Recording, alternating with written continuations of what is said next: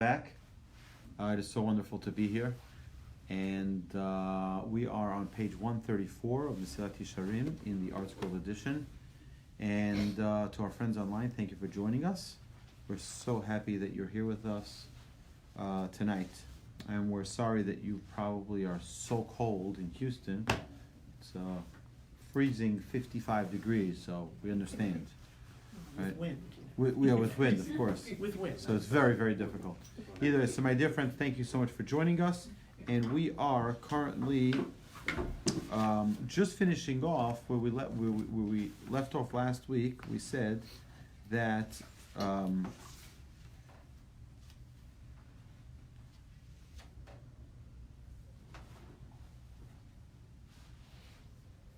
was great praise extended to King Solomon for using alacrity, for not wasting time in the construction of the temple, right? And we said earlier that those who don't waste time, those who get things done, will be rewarded in the world to come.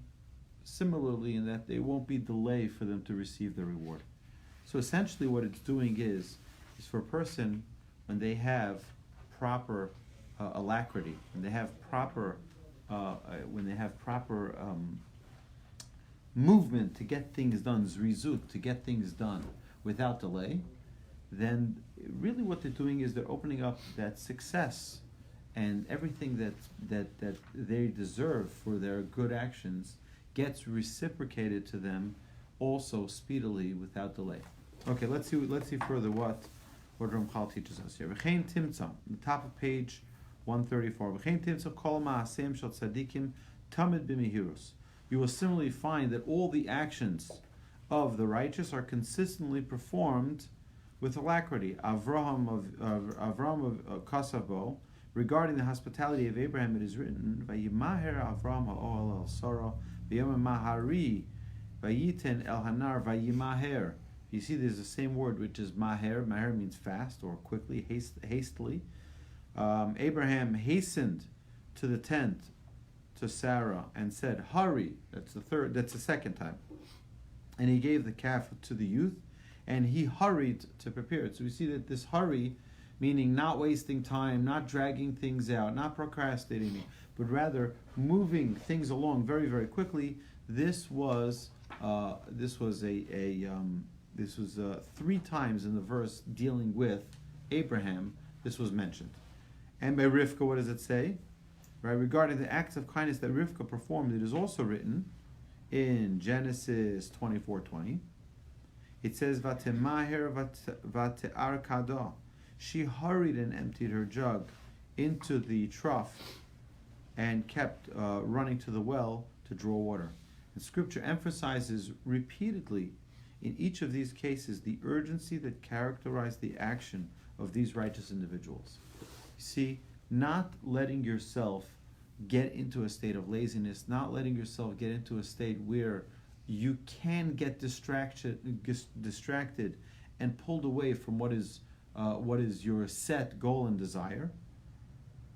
And similarly, we find the sages stated in the Midrash, when the Scripture is talking about Manoach's wife, the mother of Samson, right? So what does it say? The woman hastened. She ran and told her husband, "Melamed shekol ma'aseim shel tzadikim b'mehirus." This teaches us that all the actions of the righteous are performed with alacrity. Asher lo yitnu hefsek zman. The point of all this is that when there is a mitzvah to be done, the righteous do not allow any delay. Lo el haschalas mitzvah, neither before the commencement of the mitzvah, below el hashlamasa, nor after its performance has begun before its completion. So, meaning like this. It's very, very simple. If you have an opportunity to do something, pull in the Nike slogan, just do it. Just do it. Don't wait. Don't procrastinate. Don't let it, because the nature is against you.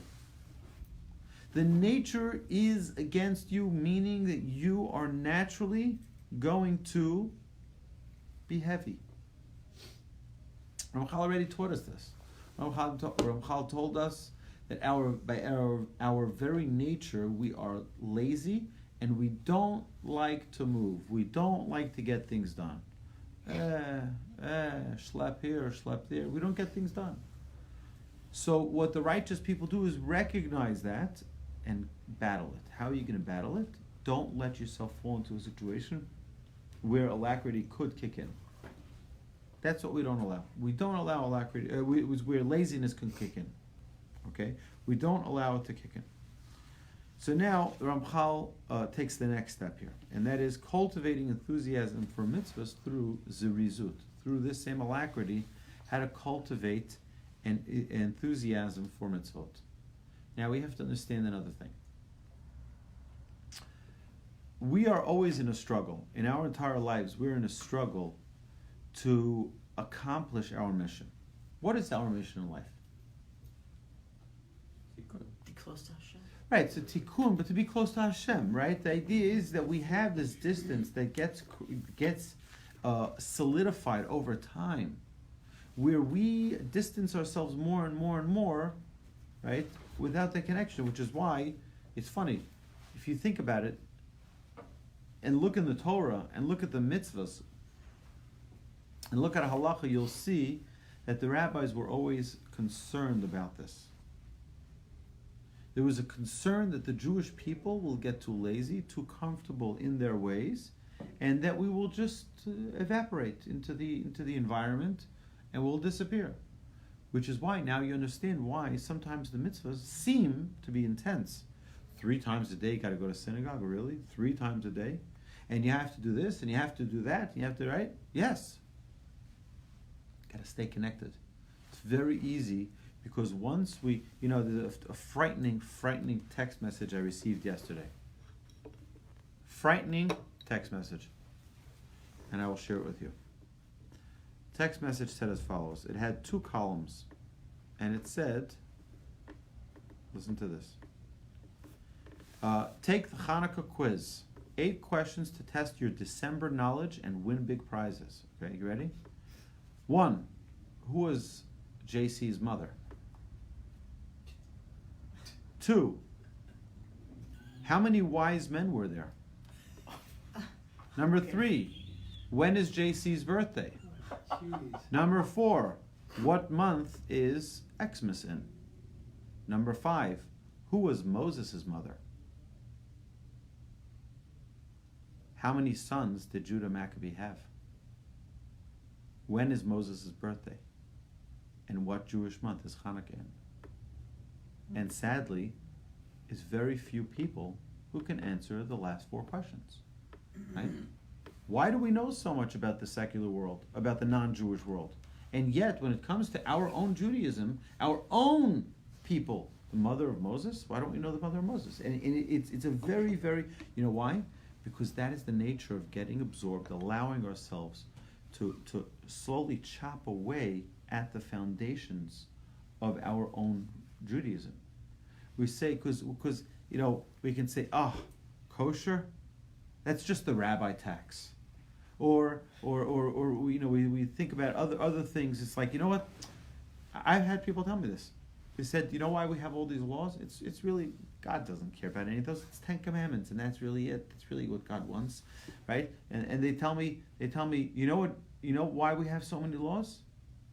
It's because the rabbis were so bored they had nothing better to do, so they made up all these laws: how to wash your hands, and how to put on your shoes, and how to cut your nails. Right? There are laws for everything. There really is laws for everything. How to eat from the second you wake up, right, till the second you go to sleep. How you eat, how you sleep, how you stand, how you walk, how you talk. All addressed in halacha. Right? It's there. It's not just made up. The rabbis don't have authority to make up rules. The rabbis don't have authority to just unilaterally change things. They can't. Everything has to, like we discussed this in our Talmud class every single week. It must be clear, a clear word in the Torah that dictates a ruling that the rabbis make. after deliberate conversation, elaborate conversation in the Talmud. It doesn't just, you don't just, write things. It doesn't just, right? But we need to be on top of our own Jewish game. We got to be on top of our game and not let, because what happens is with time, what happens when if God forbid someone's in a hospital, right? I mentioned this not long ago.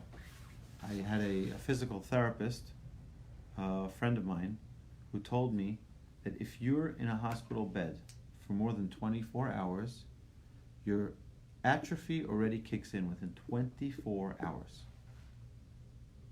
And if you're there for a week, you multiply it by 7. And if you're there for 30 days, even more so. And you're not going to be able to, what's the big deal? Just like, no, you got to move it. You got to move your bones, move your body, move your muscles. Because if you don't, atrophy will kick in. Spiritually, it's the same exact thing. Spiritually, if we let our soul just sit around, atrophy kicks in. You know what happens with atrophy?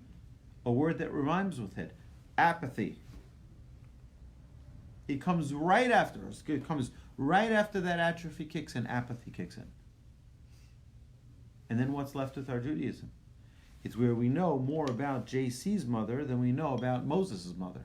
Where we know more about the wise men than how many sons Maccabee had. Judah Maccabee, right? You understand that this is concerning, that we're allowing ourselves to lazy our Judaism, while in other things, we're not lazy about getting our careers. We're not lazy about, getting a job and making money. That we're very, very motivated about.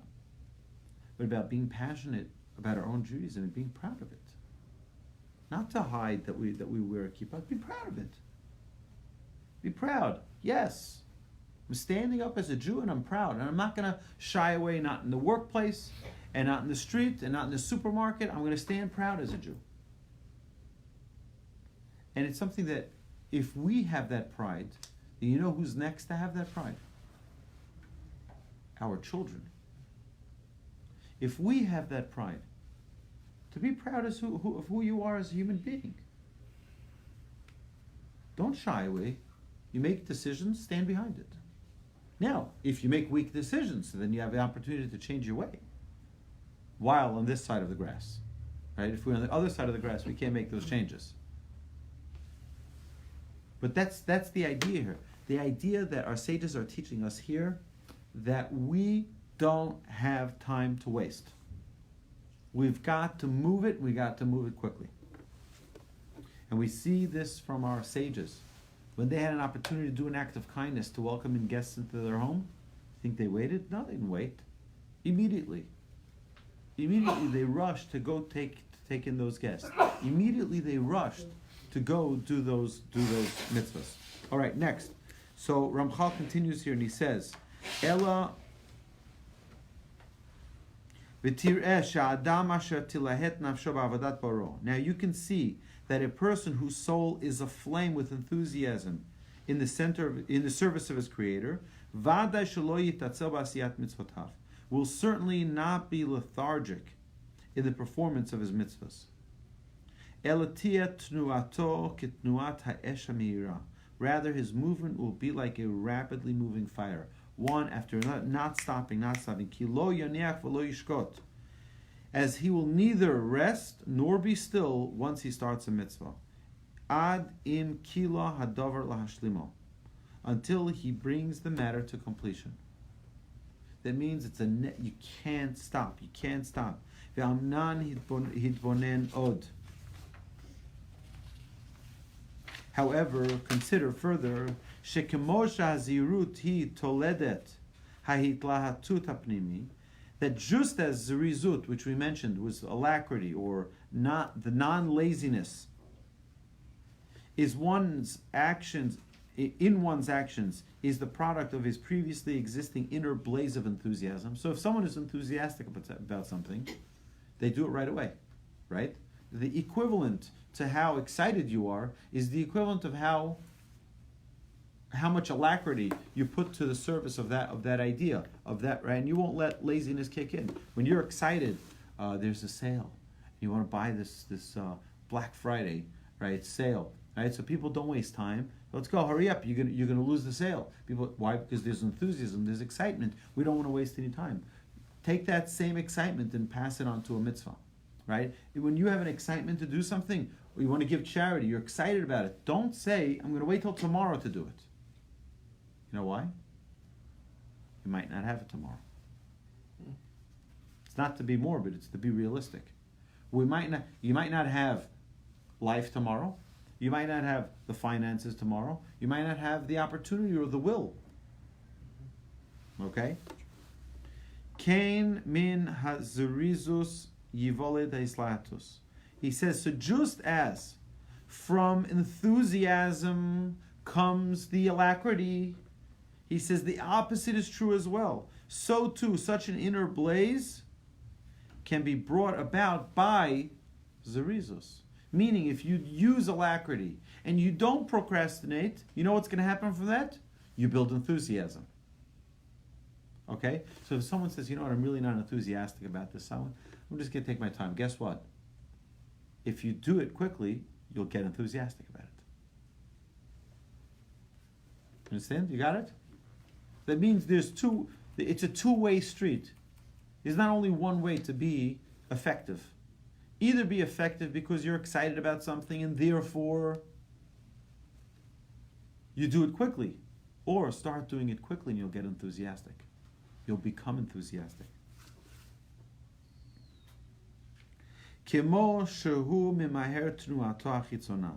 Then, just as he quickens his outer physical movements,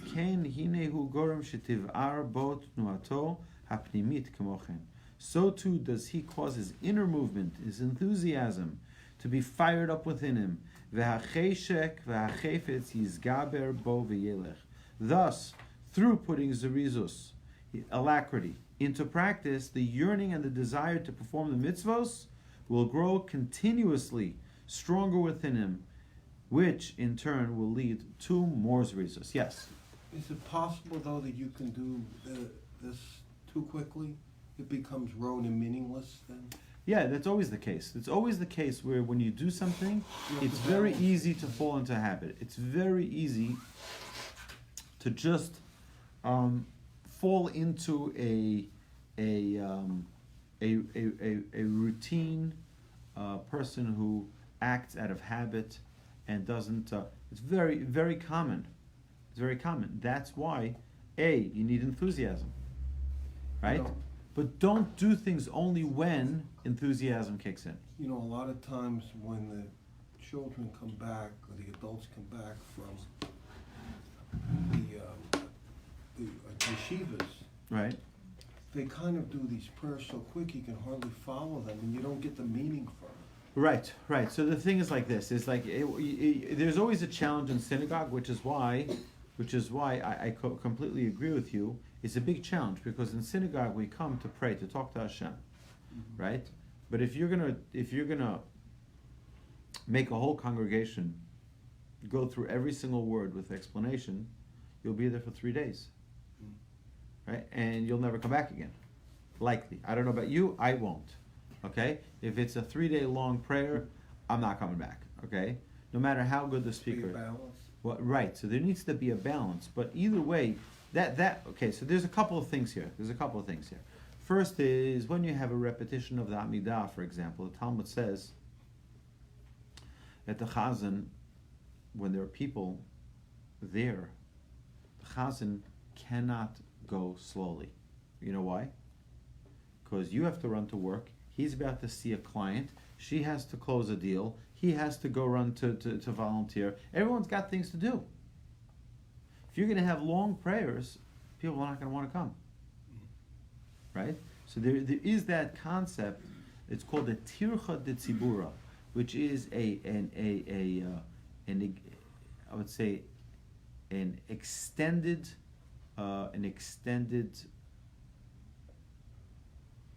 burden on the congregation, right? Which is why it's a responsibility. By the way, we wait for the rabbi. Before the repetition of the Amidah, We stand there. we stand and we wait for the repetition, right? After the Yes. silent Amidah, Yes. right? So we wait for the Chazan to repeat. But the Chazan usually waits for the rabbi to finish. When the rabbi finishes, that's when he begins. That's a great way to hold people hostage, because you can't start till the rabbi's done. So if the rabbi takes 2 hours, guess what? You're waiting there for 2 hours, right? I'm saying 2 hours, but even if it's 25 minutes, Amidah for 25 minutes, you have a congregation who ended 20 minutes ago, and now they're just standing there waiting, and then they wonder why people talk at shul, right? If you know that people are waiting for you, you have an obligation, says the Talmud, to move it quickly. Move it along, because you have a tzibur, you have a congregation of people waiting for you. It's not something to be taken lightly. So how do you, if you were the Hazan, right? If I was the chazan or the rabbi, The Hazan, yeah, and you're ready to do the repetition, Right. how do you know when to start? when the rabbi is done, You said, but what if the rabbi takes 20 minutes? though? gotta wait, unless he has. I remember when I was a child. It's very rare that you have this, but there was a rabbi who davened for forever. I mean, he was a really holy man. He really was a holy man, and he just davened for forever. So the rabbi made a policy that as soon as he reaches a certain part of the Amidah, they can start the repetition already. And that part of the Amidah was when he bowed, right? So when he got to the third, if we bow 4 times in the Amidah, when he got to the third time, the chazan can begin the repetition. Most rabbis wouldn't do that because they see that as a lack of respect, not waiting for the rabbi, right? So what you could, obviously it would be nice if they just got over it and said, okay, it's true. The rabbi either hurry it up, right? Either hurry it up, or tell them they can start before you. But for you to wait and just hold the congregation hostage, right? That's not fair, and it's not the appropriate thing, right? Okay. But we see here what Ramchal is telling us here is that you have 2 ways you can get things done. Either be inspired and then you'll do things quickly, without delay, or do things without delay and then you'll be inspired. Either way, it's very easy for us to get inspired. If you talk about people who do time management classes, and if you read books about it, right, they always say start your day doing the easiest task first. Yeah. Because what you do is, let's think of it as a train, right? You have this train on the train track. He's got 30, 40, 50, 60 cars behind him, right? And each one weighs 15 ton. He's got to schlep all that, right? It takes time for this train to start roaring down the tracks. Well, start slow. Before you know it, you pick up momentum, and before you know it, he's moving fast, right? You start moving fast. But if you try to go fast right in the beginning, you'll burn out your engine, right? Don't try to take your biggest fish on your first call of the morning. Take your simple, your low-hanging fruit, right? Take the low-hanging fruit. Call those people back that you know are going to close the deal. Then it builds the momentum. It builds the energy. Okay. Thus, through putting zerizus into practice, the yearning and the desire to perform mitzvos will grow continuously stronger within him, which in turn will lead to more zerizus.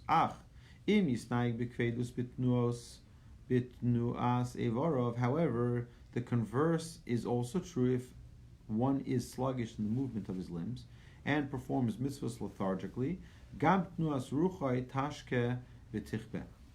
Then the movement of his spirit, his inner enthusiasm, will also diminish and will eventually become distinguished. This is something to which experience can attest. We all know this, right? Now, I want to just share with you a great piece from my grandfather's writing. He's passed me that blue book over there in the Mussar one, from the beautiful Don Levitt Family Library. Shelf number 29. Yep. The thinner one. Yeah, right there. The blue. This one? No, over right. 3 books to the right. Yep. Stop. This skinny blue. Yep. Perfect. Thanks a million. You're welcome. Thank you so much. So I want to read to you from the beginning of my grandfather's book here in Aryeh. So he says one of the most fundamental things we need to know about Judaism, and that is Torah einena keshar miktzos. Torah is not like other professions. Miktzah bocher lo kol echad kefi netiyato v'kishono. Every profession a person picks according to his skill, according to his ability, according to his talents, according to his wishes and desires. Torah alulehi lo chaim. Torah you don't choose because you like it. Torah, it's life. It's our life's blood. You want to know what life is? It's our Torah. And without this, so Torah is not like, I'm a really smart guy, so I like Torah. No. Or I'm really depressed, so I like Torah. Or I'm really happy, so I like Torah. No. We like Torah because we like life. And just like life is something we don't want to let go of, Torah we don't let go of. Torah is something that is our life. Ki heim chayenu, we say in our prayers in the evening. It's our life. Torah is our life. Orech yemenu. And throughout our hopefully long lives, uvahem nehegei yomam v'layla, we will toil in Torah all of our lives. Okay. Tzirei Yisrael shezachu limod Torah. Those young, precious Jews that merited to study Torah, ein lehem lashtit et limudam al chishkam Torah, should not base their Torah study on their enthusiasm of Torah study, their excitement to Torah study, ela al hechrecha Torah, but rather on the obligation to study Torah. Understand what he's saying here? Don't base your Torah study on your enthusiasm, but rather on your obligation. What's the difference between obligation and enthusiasm? When you're commanded to do the other, you want to do. Let's very good, but let's see something else. Oh, sorry. No, you're right. In previous generations, we knew that without Torah there was no life. And everyone learned. But in our generation, only a few people know of the obligation to learn Torah. Very few people know it. But these few young Jewish yeshiva students that are fortunate to learn Torah, they represent the true Jewish people. They are the true representatives of Torah.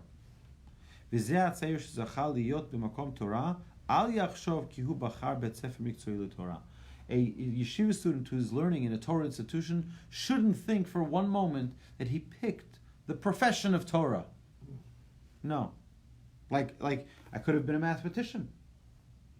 I could have been a scientist. I decided to become a rabbi. They say that there was once 3 women sitting on a park bench out in Connecticut. 3 elderly women. They're retired, and they start talking about their family. One says, my son is a doctor. Oh, your son is a doctor. Wow, what type of doctor? And they get into, very nice, very nice. Wow, so much nachas. The other lady says, my son is a lawyer. He's an attorney. He's a practicing attorney. He's, really, really special. The third lady's quiet. They say, what's with your son? She says, my son's a rabbi. They're like, oi, what happened? What happened?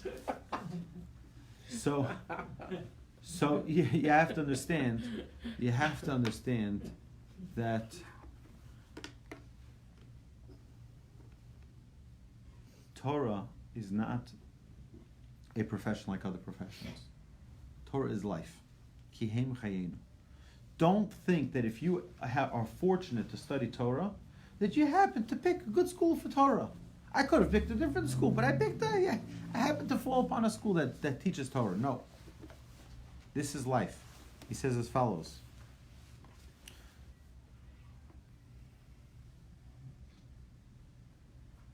Haimeti, the truth is, Ki alule Torah ein chaim. Without Torah, there's no life. The obligation to study Torah spreads upon every single Jew. Hacheshek bo yavo. The enthusiasm, the excitement, the passion for Torah will come. Avlat chala yachrech. But the beginning of it all is obligation. You don't get to a point in Torah where you say, you know what? The reason why I'm learning Torah is because I'm excited, I'm enthusiastic. No, we learn Torah because we're obligated to learn Torah. You know what comes after that obligation? Excitement and enthusiasm, and it's delicious, and it's magnificent. So what comes first? Obligation. What exactly? And what the Ramchal is telling us is mimicked here in what my grandfather writes in the terrific Aryeh Shuras, my grandfather's book that he spent 13 years writing this book. Now, most people wonder what takes so long to write a book, or, you know, it's funny, you hear people today, they write a book on politics, they write a book on policy, they write a book on a memoir. You know what they do? They take a sabbatical, and they do research. And they do research, and they come up with all these ideas, and they have a great historian who they talk to, and they write about some past president, the killing of Lincoln, or someone else, and they do write all these books. Right? There's 6 months, you write a book. You know something? This wasn't 1 ounce of research. This is an autobiography. This is a book that explains exactly who my grandfather was and how he approached his own Torah study. And he shares that with us. He writes it as, listen how beautifully he writes this. It's a nisayon, it's an attempt. It's an attempt. This book is an attempt lahadrich et ben doreinu b'knisato. It's an attempt to educate or to guide a young yeshiva student in his entrance to the world of Torah with the steps of growth. It's an attempt. This is according to my grandfather, this is a trial. We're going to try something. Right? Let's see if it works. It's an experiment. It might work, it might not work. Why might it work, it might not work? Because it worked for my grandfather. That's why he wrote it. But is it going to work for you? We don't know that. We'll find out. You know, it says over here, you know who wrote it? Doesn't say. It says, B'siyata Sudav Chubar, it's collected and authored, organized and authored, B'siyata Deshmaya, with the help of the Almighty, U'b'schut Rabim, in the merit of the community. That's the name of the author. We know who the author is, right? I gave it away to you already. I told you, right? But that's it's incredible. It's my grandfather. You want to know who he was? Read this book and you know who he was. This is only part 1. Part 2 is right over there on the shelf as well, on shelf 29, and that is a little bit of a different approach to the same exact things. Okay. So, just as he quickens his outer movement, so too does he cause his inner movement, his enthusiasm, to be fired up within him. Thus, through putting zerizus, alacrity, into practice, the yearning and the desire to perform mitzvos will grow continuously stronger within him, which in turn will lead to more zerizus. However, the converse is also true. If one is sluggish in the movement of his limbs and performs mitzvos lethargically, he takes it, I don't know, I'm tired, maybe tomorrow, and they start pushing things off. You know what happens? Then the movement of his spirit, the inner enthusiasm, will also diminish and will eventually become extinguished. That means that enthusiasm needs to be connected with action. It's a very, very, very, very fundamental principle. My dear friends, if you're ever inspired about something, you know the most important thing for you to do? To keep it up. Concretize that enthusiasm. Make it concrete. Make it solid. Figure out a way to carry that enthusiasm further. So, example, you're excited to go to synagogue, to pray, right? So, you're excited, you have this enthusiasm. How do you force yourself to take action? Correct, thank you, Hugo. Right? How do you force yourself to get to keep that enthusiasm? You know how? You lock in your obligations. You know what people do? It's a very interesting thing. We're heading towards New Year's. People get very inspired. They have a New Year's resolution, right? I love New Year's resolutions. I really do. I really love it. Right? You know who loves it even more than me? Planet Fitness. The gyms. Right? How many people said, you know what? 2016, January 1st, you know what I'm doing? I'm going to buy myself a membership. And this year is going to be different. Right? So it's a good step, that's the truth. It's a good step. You know why it's a good step? Because at least you're taking action. And you hope that you'll start once, twice, 3 times, you'll get the enthusiasm and you'll continue going. Right? Torah is different. It's a little different. Because Torah, we don't stop if the enthusiasm is gone. Torah, we shouldn't stop because we have no enthusiasm. We study Torah because it's an obligation. Right? You hear? So enthusiasm is a very, very important tool to accomplish. But we have to learn how to concretize that enthusiasm and put it in, keep it there. Keep it fresh, keep it exciting. Then if a person is heavy and sluggish with his movements of his limbs in performing mitzvah and performs mitzvahs lethargically, then the movement of his spirit, his inner enthusiasm, will also diminish and will eventually become extinguished. It goes like that, by the way, with Shabbos. It goes like that with everything. You're inspired to do something, figure out a way to concretize it. You need to be in the neighborhood, schedule that. Because the minute you start lapsing on that, it becomes dangerous, a slippery slope. It becomes dangerous to our own spirituality. Lock ourselves in, okay? So it doesn't become extinguished. V'zed davar shanison yedu. This is something to which the experience can attest. We all know this, right? Do we all know this? David, we know this, right? We know this from experience. It's the way it works with everything. When you say, you know, I'm going to call this client tomorrow. And you say, you know what, I'll call him next week. I'll call him, you know, in 2 weeks. It's not the end of the month, right? That's what happens. It just keeps on getting pushed off. Let's Yes. go back to something that you said, though. Tell me how a person is obligated but is not enthusiastic. How long will this cycle last?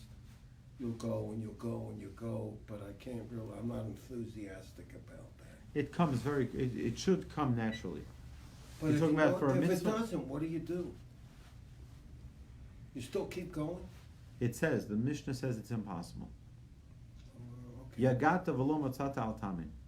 If you put effort forward and you didn't find the sweetness of it, don't believe it. You either didn't put in the right effort or you don't know, you lost your taste buds. So you're telling me that nobody who goes to services because they feel they have an obligation, they're all enthusiastic about it because it grows. They should, if they do it correctly. That's but if correct. it doesn't, what do you do? What's that? If it doesn't, how do you overcome that? How do you create right? It's you have to understand what you're saying. You have to invest in it, just like you do in anything. Okay. Right? If someone, you know what? Do you want me to make you cry? I'll make you cry. Very easy. No, but you know how? could. How? You know, take out a book, a prayer book, and start reading the songs that we praise Hashem with in the morning. And when you just read it in English, you'll start crying. You know why? is the most amazing prayers on earth. It's just incredible. Thanking Hashem for the birds, thanking Hashem for the sounds, thanking Hashem for the sun, for the moon, for the clouds, it's just, you start realizing, oh my goodness, I cannot believe it. Thank you Hashem. Like, you become overwhelmed with appreciation. Non-stop goodness. So there's also an obligation from us to invest properly. Right? To invest properly in our own spirituality. Okay? And now says Ramchal that we need to do this so that we don't become extinguished. Not that we don't, but our enthusiasm shouldn't be diminished and eventually become distinguished. Davar Shanisoin Yehudu, and this is something to which experience can attest. Okay, we'll do one more paragraph here. Ramchal elaborates upon the importance of performing mitzvahs with enthusiasm and reiterates that the trait can be cultivated. That this trait.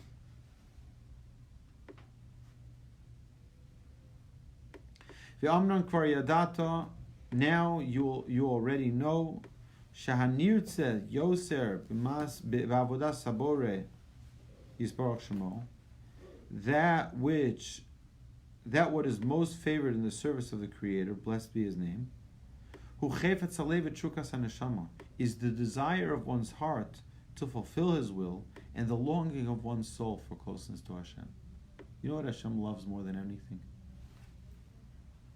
Hashem loves more than anything.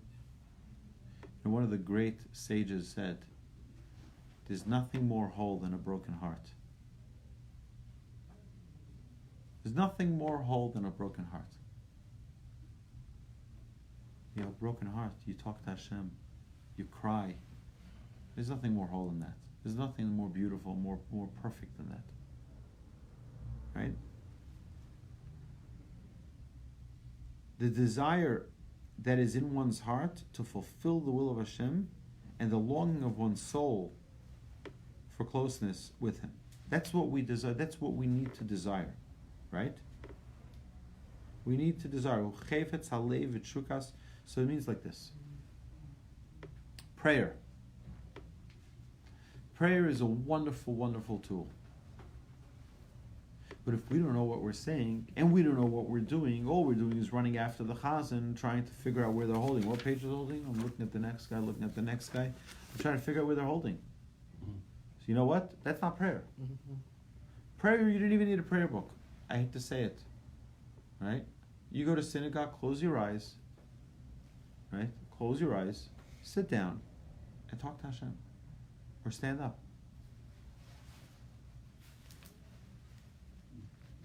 Okay? That's what prayer really is. And Ramchal continues here. And this is what King David refers to when he applauds his good lot and says, meaning he thanks Hashem for everything that he has. He says, "Ke'ayol tarag al afike ma'im, ke'nafshi tarag al nafshi elecha elokim, tzama nafshi elokim."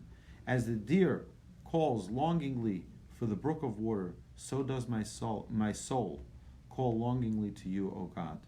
My soul thirsts for God. Nichsifa v'gam kol sanafshi l'chatzos Hashem. And when he exclaims, King David again, my soul yearns indeed, it pines for the courtyard of Hashem. Tzama l'cha nafshi kama l'cha b'sari. And when he declares again, King David, my soul thirsts for you, my flesh longs for you in a parched and thirsty land with no water. Ulam, right? Imagine how thirsty someone is. They come from the desert, they're so thirsty, just give me something to drink, right? They want any type of, right, water. Just give me some water. Hot, cold, doesn't make a difference. Guess what? That's the way we should be with our yearning for closeness to Hashem. Ulam Adam. However, with respect to the person of whom this fervor does not yet burn properly, a helpful suggestion for him is that he should consciously choose to act with zurizut, with alacrity. כדי שימשך מזה שתיוולד בו החמדה בטבע. So that, as a result of this external excitement, inner fervor for mitzvahs will develop in his nature. Ki hatnua hachitzonis ma'oreres hapnimis. For, as we have stated, lively external movement of the body inspires a comparable inner enthusiasm of the spirit. You hear this? It's an amazing thing. The external inspires the internal. You know, they say that why do we have so many mitzvahs that are external mitzvahs? Right? We have a shofar. Shofar is an external object. We have a matzah, which is an external object. We have so many mitzvahs which are external mitzvahs. Right? Why do we have them? Sages tell us because the external inspires the internal. And if you're external, why? A lulav and etrog, right? Why don't we just take it and hold it close to our heart? No, instead we shake it. We shake it in all four corners. You know why? Because we're trying to instill faith in our all four corners of the world. What do we do with the lulav and etrog? We shake it to the north and to the east and to the south and to the west and up and down. By the way, it's 6 sides, right? 6 sides. You have 4, and then 1 and 2. You know what the inside is? The inside is Shabbos. These are the 6 days of the week that hold the Shabbos. Well, I always thought you said it was the 4 directions and up and down. It is. Yeah. And then within the center of it, the center of it all, right, is Shabbos. Okay. You know what's very interesting? If you take a dice, any dice.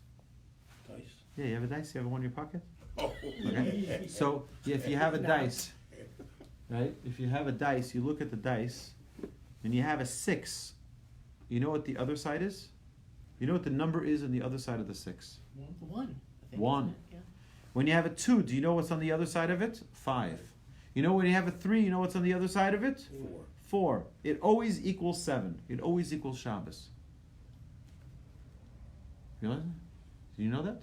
No, it's amazing. It's an amazing I've heard you thing. say that before. Wow. Right? You always, it will add up to Shabbos. Right? You should, when you're playing. I don't. You don't play? Okay, good. No, he doesn't When do you that. play, say Shabbos, Shabbos. You throw your dice. For people who do that. People don't think you're Right. nuts. But You only want them on the front end. But the idea is that the external movements of the body inspires a comparable inner enthusiasm of the spirit. The chitzonius ma'oreres sapnimius.